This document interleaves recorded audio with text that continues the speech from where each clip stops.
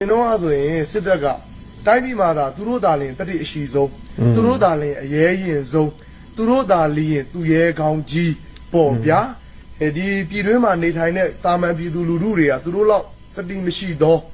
ပေါ့နော်သူတို့ပြောနေကြစကားရှိတယ်ယောက်ျားထဲမှာစစ်သားပေါ့အဲ့လိုပေါ့သူတို့သာလင်တတိအရှိဆုံးသူတို့သာလင်အရေးရင်ဆုံးသူတို့သာလင်အကျွမ်းကျင်ဆုံးသူတို့သာလင်တိုင်းပြည်ကိုကာကွယ်နေတဲ့ကျေးဇူးရှင်ပေါ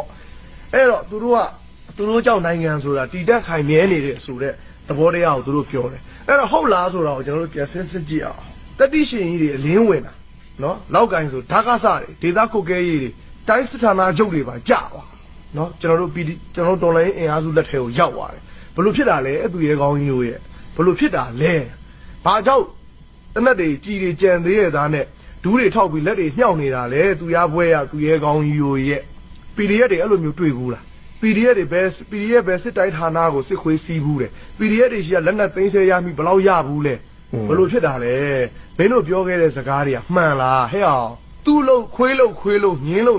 နေတာပဲရှိတယ်တိုင်းပြည်မှာရှိတဲ့ယောက်ျားတိုင်းမိန်းမတိုင်းကတိုင်းပြည်ကလိုအပ်လာတဲ့အခါတတိရှိတဲ့ကောင်တွေကြီးပဲတတိရှိလားမရှိလားဆိုတာအခု21မင်းတို့အာဏာသိမ်းမှုဖြစ်စဉ်ဖြစ်ပြီးတဲ့နောက်မှာယနေ့ခေတ်တိုက်ပွဲတွေကိုပဲမင်းတို့ကြည့်လိုက်မင်းတို့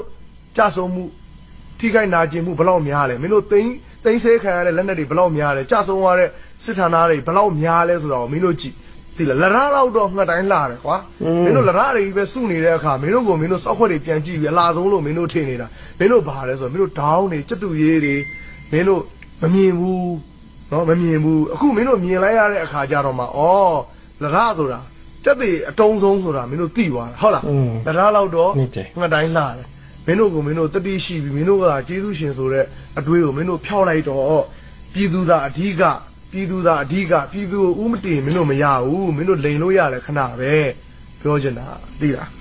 အဲ့တော့သူများသားသမီးတွေကိုဆက်လက်ဒုက္ခပေးဖို့လဲမစင်စားတော့နဲ့မင်းအောင်လိုင်းမိမကျူလာရဲ့ပတ်စံအိတ်တွေပါဝါမှာကြောက်လို့မင်းတို့အသေးခံပြီးတော့မကာကွယ်တော့နဲ့ငါးကောင်တို့ငါညီလေးတို့တော့ပါသားစားတွေကိုမင်းတို့မဝင်သင့်ဘူးတော်လန်ရေးကိုမင်းတို့မဖြစ်မနေလှုပ်တဲ့နဲ့ငါတို့ခွင့်ရေးတွေအများကြီးဆုံးရှုံးနေတယ်မင်းတို့အဝေးမကြည့်နဲ့မြန်မာပြည်မှာစင်းရဲသားလူဒန်းစားဘယ်လောက်များလဲဆိုတာအဝေးမကြည့်နဲ့ဂျပန်မှာမြန်မာအလုပ်သားတွေအောက်ခြေလုပ်သားတွေအများဆုံးကိုရီးယားမှာလည်းအများဆုံးထိုင်းမှာလည်းအများဆုံးနောက်ဆုံးလာအိုမှာလည်းရှိတယ်မလေးရှားမှာလည်းရှိတယ်စင်ကာပူမှာလည်းရှိတယ်နောက်ဆုံးတီမောထီတောင်သွားပြီးတော့မှမြန်မာတွေကအောက်ခြေလုပ်သားအဖြစ်အလုပ်လုပ်ရတယ်အဲ့တော့ငါတို့မြန်မာနိုင်ငံတော်မှာရိုးမဆိုလဲ3ခုရှိတယ်အဓိကမြစ်ကြီးက2စင်းရှိတယ်တောင်တန်းလည်းရှိတယ်မြေပြက်လည်းရှိတယ်သေရန်ဇာတလည်းရှိတယ်ပင်လယ်ထွက်ပေါက်လည်းရှိတယ်ဒီဟာအဖက်ဖက်ကပြည့်စုံနေတဲ့သားနဲ့ဘာလို့ငါတို့ကအောက်ကြနောက်ကြနဲ့သူများနိုင်ငံမှာအနှိမ့်ဆုံးအလုပ်တွေငါတို့နိုင်ငံသားတွေကလုပ်နေရတာ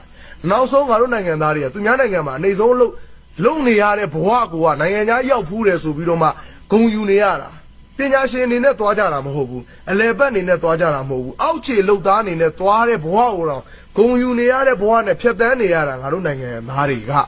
ကပြီးတော့ဟုတ်ပြီဒါနိုင်ငံခြားရောက်တဲ့သူတွေပြည်တွင်းမှာနေတဲ့သူတွေကရောမြန်မာနိုင်ငံမှာလယ်မြေတွေအများကြီးမြို့ရွာတွေအများကြီးလမ်းမဆက်သွယ်ရေးမီးလမ်းတရားမကောင်းတဲ့အခါကျတော့အသက်ကြီးလာတဲ့အခါကျန်းမာရေးဆောက်ရှောက်မှုမရမှာကြောက်လို့ဒီကြက်တဲနေတဲ့မြို့ပြကိုပဲစုတိုးပြီးနေရတဲ့အခါငါတို့နိုင်ငံသားတွေကငါတို့မြန်မာပြည်ပေါ်မှာနေပြီးတော့မှကျူးကျော်ဘဝနဲ့နေရဘယ်လောက်ထိဝမ်းနည်းစရာကောင်းလဲခင်ဗျားတို့စဉ်းစားကြည့်အဲ့လိုတော့မပြောဘူး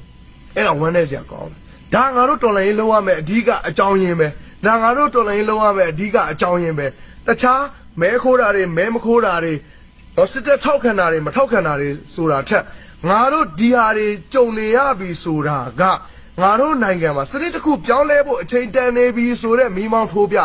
ာစစ်တပ်ကငါတို့ပေါ်မှာငါတို့ကိုရိုက်တာတွေထိုးတာတွေတနက်နဲ့လိုက်ပစ်တာတွေငါတို့မငင်းချင်ဘူးဘာဖြစ်လို့မငင်းချင်တာလဲငါတို့ဆန္ဒပြလို့သူတို့ပြစ်တယ်သူတို့ပြစ်လို့ငါတို့ဆန္ဒပြတယ်မိုးလုံးစက်ကူကတ်တဲ့စကားတွေမပြောချင်ဘူးပြန်တွေးကြည့်ပါကျွန်တော်တို့မြန်မာနိုင်ငံသားတွေနိုင်ငံတကာမှာပညာရှင်နေနဲ့သွားတဲ့လူဒန်းစားနဲ့အောက်ခြေလူဒန်းစားနဲ့သွားတဲ့လူဒန်းစားဘယ်လောက်များလဲမြန်မာပြည်မှာနေပြီးတော့မြမကျူးကျော်ပြန်ဖြစ်ရတဲ့ဒုက္ခဘယ်လောက်ထိဝမ်းနည်းစရာကောင်းလဲတော်လန်ရေးပြီးွားရင်တော့သူများတွေကကျွန်တော်တို့ကိုပြောကြတယ်ပေါ့နော်ဒီတော်လန်ရေးလူငယ်တွေတော်လန်ရေးပြီးရင်ခေါင်းဆောင်လုပ်ပါလားခေါင်းဆောင်လုပ်ပါလားကျွန်တော်တို့ကနိုင်ငံတကာမှာခေါင်းဆောင်လုပ်ဖို့ရင်ပေါင်တန်းလောင်းရတဲ့ပညာရည်သွေးကျွန်တော်တို့မှာမရှိသေးဘူးကျွန်တော်တို့ညီလေးတွေတော်လန်ရေးပြီးတဲ့အခါကျွန်တော်တို့ပညာရေးမြင့်တင်ဖို့ကျွန်တော်တို့လုပ်မယ်ပြီးရင်ခိုင်မာတဲ့ဥပဒေတွေကျွန်တော်တို့လုပ်မယ်ခိုင်မာတဲ့ဥပဒေကိုကာကွယ်တဲ့အဖွဲ့တွေကိုစနစ်တကျတည်ဆောက်မယ်ဆိုတဲ့ကျွန်တော်တို့ရည်ရွယ်ချက်တွေကျွန်တော်တို့ထားတာပေါ့အဲ့ဒီရည်ရွယ်ချက်တွေနဲ့ပဲ မနေ့ပြန်တိုင်းကကျွန်တော်တို့ဟို80နေရတာပေါ့ကျွန်တော်တို့အိမ်မက်တွေပေါ့ဗျာအများကြီးပဲကျွန်တော်တို့တိုင်းရင်းသားဒေသတွေနယ်တွေပေါ့ဗျာတိုင်းရင်းသားဒေသတွေမှာတိုင်းရင်းသားကျောင်းတွေမှာကရင်စကားတက်တဲ့ဗမာလေးတွေဗမာစကားတက်တဲ့ကရင်လေးတွေကရင်စာတက်တဲ့ရှမ်းလေးတွေရှမ်းစာတက်တဲ့ကရင်လေးတွေဖြစ်ကျွန်တော်တို့အဲ့လိုမျိုးပဲချစ်ချစ်ခင်ခင်စီစီလုံးလုံးညီညီညွတ်ညွတ်နော်တော်ပွဲလဲကျွန်တော်တို့ပျော်မယ်ဒုံရင်လဲကျွန်တော်တို့ကမယ်ဒီလိုမျိုးဘဝတွေနဲ့ကျွန်တော်တို့ရှင်တန်ရတဲ့ဘဝမှာလူဟာလူလိုကျွန်တော်တို့ရှင်တန်ခြင်းနဲ့ဒီအတွက်ကျွန်တော်တို့စနစ်တစ်ခုကိုခိုင်မာမာတိဆောက်မှရမယ်အဲ့ဒီစနစ်ကိုတိဆောက်ခွင့်မပေးတဲ့စစ်ကောင်စီကိုကျွန်တော်တို့တွန်းလှန်ရမယ်ဒါတော်လှန်ရေးကိုမဖြစ်မနေလုပ်ရမယ်ရည်ရွယ်ချက်ပဲမုန်းတာတွေမမုန်းတာတွေစိမ့်တာတွေနှီးတာတွေပြာတွေဝါတာတွေကျွန်တော်မပြောပါဘူးပြောသားတော့တားမိတ်တယ်ကွာအားလည်းရှိပါတယ်ကိုစွေးတားလေးစားပါတယ်ကေတာ